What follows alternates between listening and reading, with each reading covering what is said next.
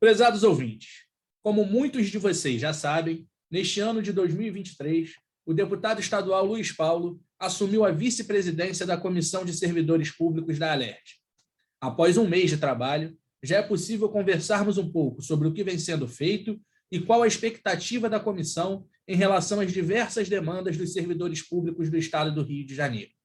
Vamos falar, entre outras coisas, sobre o andamento de concursos públicos, sobre o atraso em relação à segunda parcela da reposição salarial, sobre as pensões que não são atualizadas e sobre o futuro do regime de recuperação fiscal.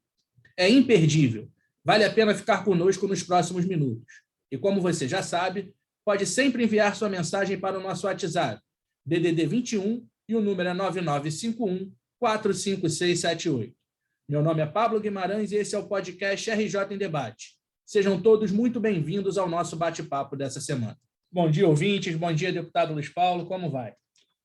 Ô, Pablo, estamos aí nos governos todos do Brasil, 100 dias. Aqui no estado do Rio de Janeiro, o governador foi reeleito. 100 dias meio capenga, né? Porque trata-se de reeleição. Mas é tempo para a gente começar a analisar a atuação dos governos. Verdade, deputado. Isso é pauta para um programa futuro. Hoje a gente também vai falar de início de trabalho, mas, na verdade, do início de trabalho dessa legislatura na Assembleia Legislativa. Não são 100 dias, porque o trabalho na Assembleia começa em fevereiro, leva um tempo até que as comissões sejam formadas. Então, a gente está completando agora aproximadamente um mês da nova composição das comissões. O senhor foi eleito vice-presidente da Comissão de Servidores Públicos aqui da Assembleia.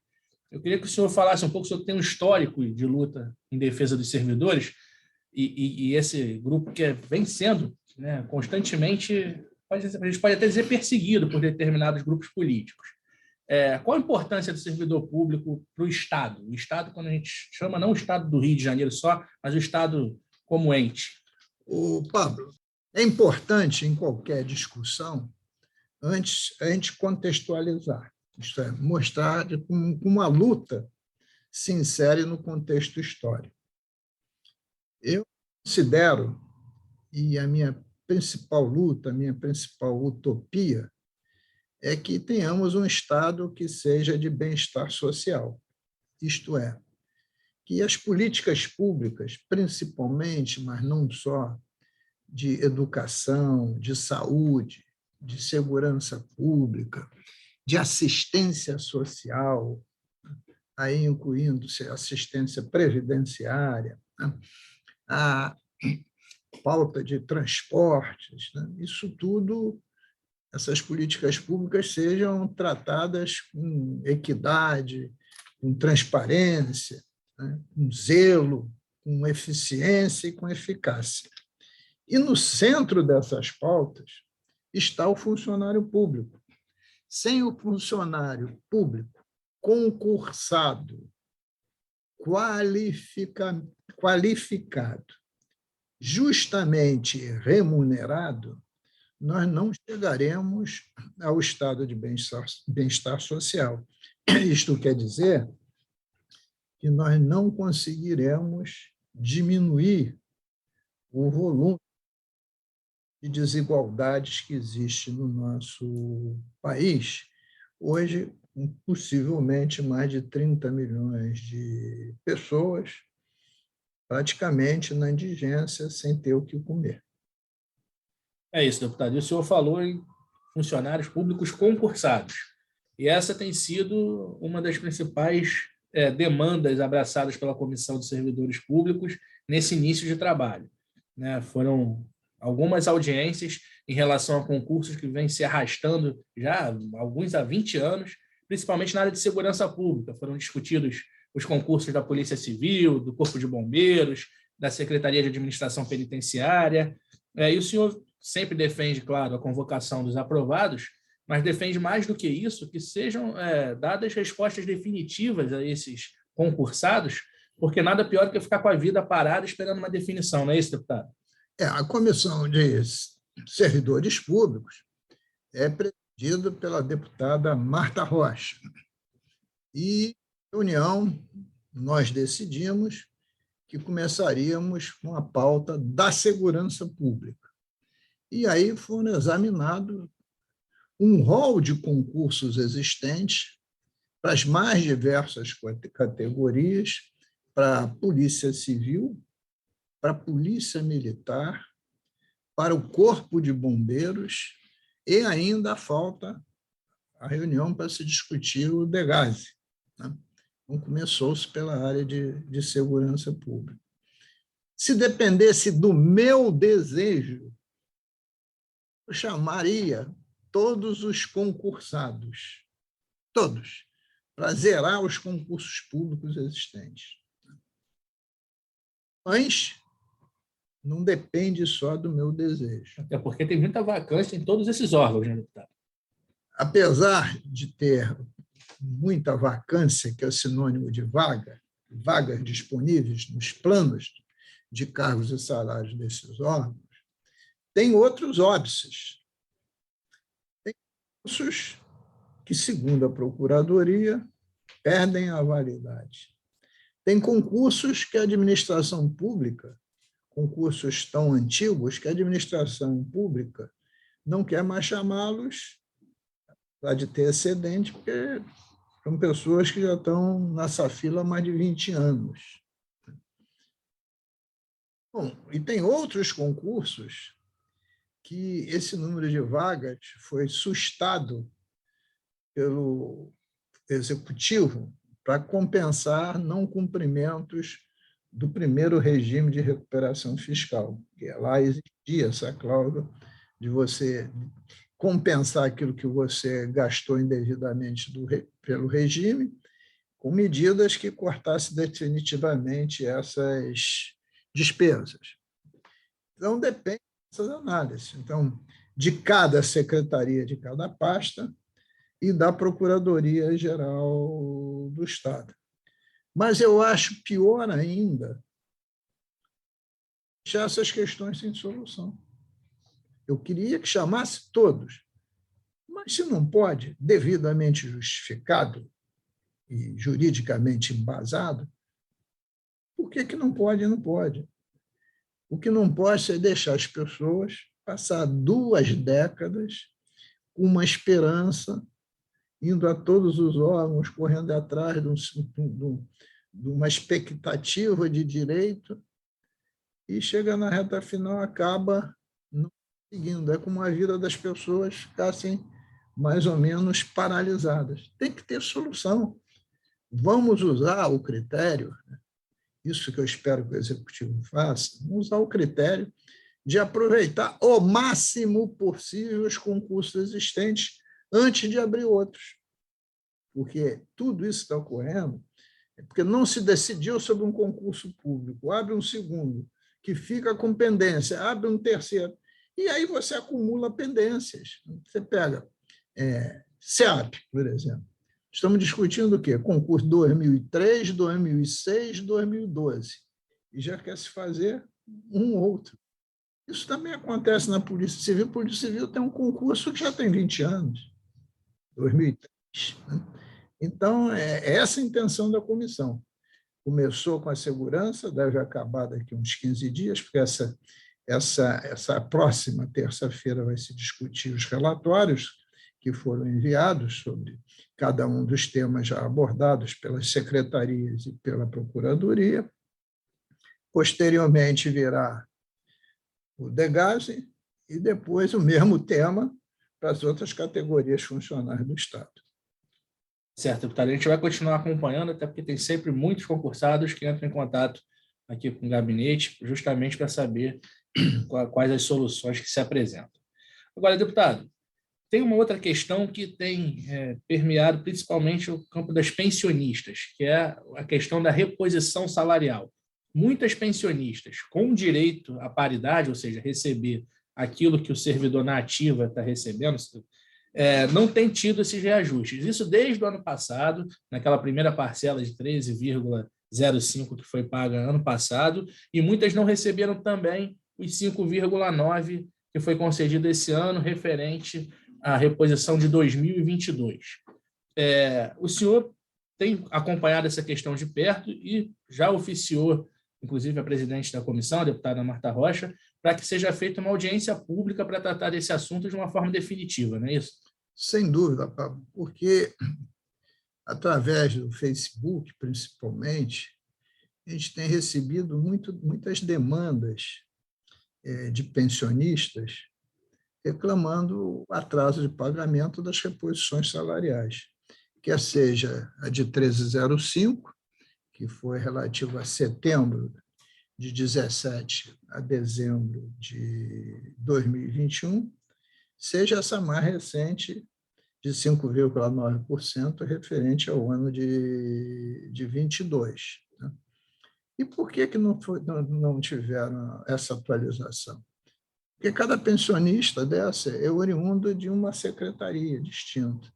E o Rio Previdência teria que, em tese, atualizar onde incide a reposição salarial, que, em geral, é no salário base ou até em incorporações que não forem incorporações de chefia. Então, não é simplesmente jogar em cima do bruto recebido. E os órgãos de origem passam esses dados informatizados a tempo e a hora para o Rio Previdência.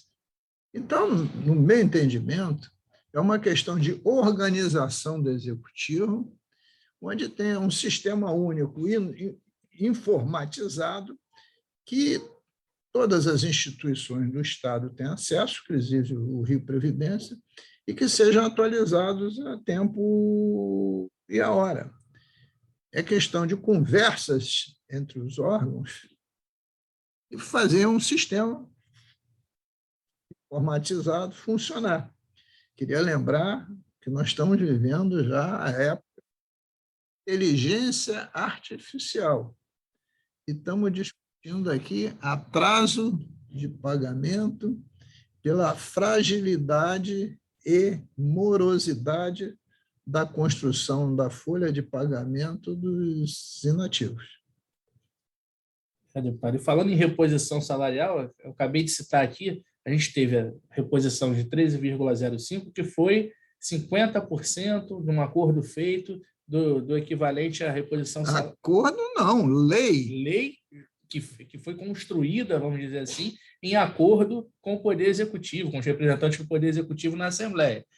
E a segunda parcela deveria ter sido paga também agora, esses 5,9 não são a segunda parcela, são referentes ao ano de 2022, mas ao atrasado teria a segunda parcela em torno de 6,5%, que deveria ter sido paga nesse ano e até agora não foi, não há nenhum posicionamento ainda nesse sentido. O senhor tem cobrado, será que vai sair esses 6,5%? Olha só, esses 6,5% é uma dívida do governador com o executivo, porque os outros poderes, iniciar pelo Tribunal de Justiça, entendeu que a lei que mandou pagar os atrasados em 3 parcelas, uma de 50% e 2 de 25% do total devido, é lei. E se é lei, cabe ao governador cumprir. Se o governador não quer cumprir para o seu poder, porque alega que não tem recursos para isso,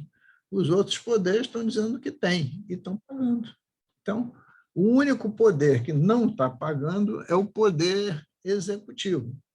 Então, a cobrança é política, mas o governador tem dito que este primeiro trimestre, e já tinha falado isso para o primeiro bimestre também, as receitas foram aquém da receita programada. E em 1º de julho do ano passado, de 22, teve 2 leis complementares do governo federal, do presidente Bolsonaro, a 192 de 22 e a 194, que reduziram as alíquotas do ICMS para 18 pontos percentuais para energia, telecomunicações e combustíveis. Agora, deputado, eu vou lhe interromper porque muita gente tem dúvida nesse ponto. É lei, mas por se tratar de uma lei que mexe com pagamento de funcionário, é uma lei autorizativa. Então, apesar de ser lei, o que a Assembleia Legislativa, o que os deputados, que o senhor pode fazer nesse momento é cobrar mesmo, uma cobrança política, porque por ela ser uma lei autorizativa, acaba ficando na pendência do governador realmente implantar aquilo que a lei foi da forma que a lei foi construída, não é isso? Sim, porque não pode a Assembleia, pela Constituição, impor despesas para o Poder Executivo, mesmo o governador tendo sancionado a lei. E quando ele sanciona, ele diz assim: eu concordo. E mesmo que fosse determinativa, se o governador demonstrar que não tem dinheiro, ele não paga. Tanto é quantas e quantas vezes, principalmente em 2015, 2016, não houve nenhuma reposição salarial e se atrasou as folhas. Tem municípios que atrasam a folha 3, 4 meses, né? Porque aí fica dependendo da ação individual. O cidadão vai à justiça, às vezes consegue uma decisão judicial, mas só vale para ele, não vale para o coletivo dos servidores. Então, o caminho é a pressão, pressão, pressão. A gente continuar falando nisso, um dia sim, outro também. Agora, deputado, a gente está falando aqui do dinheiro do Estado, ou da falta dele, e aí sempre vale lembrar que o Estado está em regime de recuperação fiscal, né? O senhor trabalhou bastante para que esse regime fosse o menos nocivo possível à sociedade, aos servidores. Mas, de qualquer maneira, é um regime que o senhor e muita gente entende como draconiano ainda para o Estado. O senhor acha que é possível que tenha algumas revisões em relação a esse regime agora, nesse futuro? Qual o futuro que o senhor enxerga para o regime de recuperação fiscal? Bom, eu enxergo, isso antes um apêndice, eu presidi a comissão que investigou a dívida do Estado com a União, o tamanho da dívida e como se faz a cobrança da correção monetária e dos juros sobre a dívida. E uma das conclusões claras da CPI que a política de juros que a União impõe aos estados é uma política de agiota. São juros extorsivos. E por quê? Porque de 98 a 2012, a dívida era reajustada pelo IGPDI, que é um índice da Fundação Getúlio Vargas, que considerava uma bolsa de moedas, mais 6% de juros ao ano. E de para cá passou a ser o IPCA mais 4% de juros ao ano, ou taxa Selic, o que for menor. Eu fiz um gráfico com a média do Produto Interno Bruto Nacional do Brasil dos últimos 25 anos, de 98 a 2002. E a média foi 2,14%. Então, estou dizendo que o produto interno brasileiro, nos últimos 25 anos, que é o tempo de duração dessa dívida que nós estamos falando, em média cresceu 2,14%. Se eu analisar a dívida, nos primeiros 15 anos, ela cobrou juro de 6, 3 vezes a média de crescimento. E depois de 2013 para cá, passou a cobrar um juro de 2%, de 4%, o dobro do crescimento médio do PIB brasileiro. O Estado da falência. Mas mais grave ainda, o Estado não cresceu na mesma proporção que cresceu a União. O Estado cresceu a metade, isto é, uma média de 1% ao ano. Então, é impossível, essa dívida é impagável. É impossível o Estado, daqui a 9 anos, estar livre, leve, solto, pagando esses juros. É impossível. Além do mais, pelas leis complementares 192 e 194 de 22 do Bolsonaro, subtraíram recursos volumosos do nosso ICMS. No ano de 2022, foi aproximadamente 5 bilhões. E este ano, se nada acontecer, pode chegar até 8 a 10 bilhões. Dito isso, somando essas duas questões, quando o Estado fez a sua proposta para o Tesouro Nacional para ingressar no novo regime de recuperação fiscal, ele fez umas projeções ano a ano, 9 anos para frente, para ver o que ia acontecer com as finanças do Estado. Partindo de um patamar da arrecadação do ICMS em 2021, porque o novo regime foi aprovado em agosto de 2022. Ora, se a base dessa projeção era o ICMS, se esse ICMS, por fato fortuito, o Estado perdeu parte dele, por causa da União, já é um motivo para revisão. Já é um motivo para revisão. Além do mais, o Conselho dos Estados do Sul-Sudeste se reuniu há um mês atrás aqui no Rio de Janeiro e chegou a seguinte: quem são os estados da região Sul-Sudeste? É bom nominar. É o Rio Grande do Sul, é Santa Catarina, Paraná, São Paulo, Rio de Janeiro, Espírito Santo e Minas Gerais. Os estados do Sul-Sudeste são responsáveis, eles são devedores de 93% da dívida dos estados com a União. E, ao mesmo tempo, são esses estados que repassam 80% da arrecadação que a União tem. Se você mata esses estados, como está se matando, porque 3 deles já estão em regime de recuperação fiscal, Rio Grande do Sul, Minas e Rio de Janeiro, você mata o desenvolvimento do próprio país. Então, isso é uma maluquice, é um nonsense, é uma falta de equilíbrio, é uma disruptura, é uma ruptura mesmo do pacto federativo. Então, essa questão tem que ser revista neste ano de 2023. E estamos insistindo fortemente com essa questão, a revisão do regime, considerando que a nossa dívida é impagável, temos que reduzir os juros não pode ser maior do que o crescimento do PIB, isso é um princípio básico de economia, se toma empréstimo acima daquilo que você cresce, você quebra, né?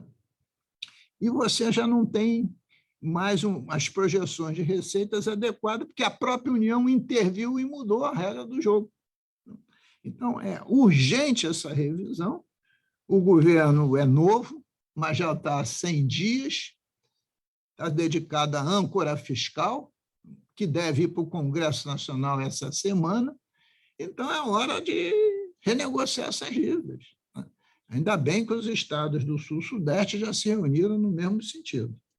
E a gente, com certeza, vai continuar acompanhando, porque esse vai ser um assunto que não vai sair da pauta. Eu não vou só acompanhar, mais do que acompanhar, eu já tenho uma nota técnica sobre o tema, eu estou conversando com diversas instâncias, eu estou agindo também, além de cobrar, porque eu acho que esse tema é vital para as finanças públicas do nosso Estado. E de total interesse dos nossos ouvintes. Com certeza nós vamos voltar ao tema, então, mais à frente.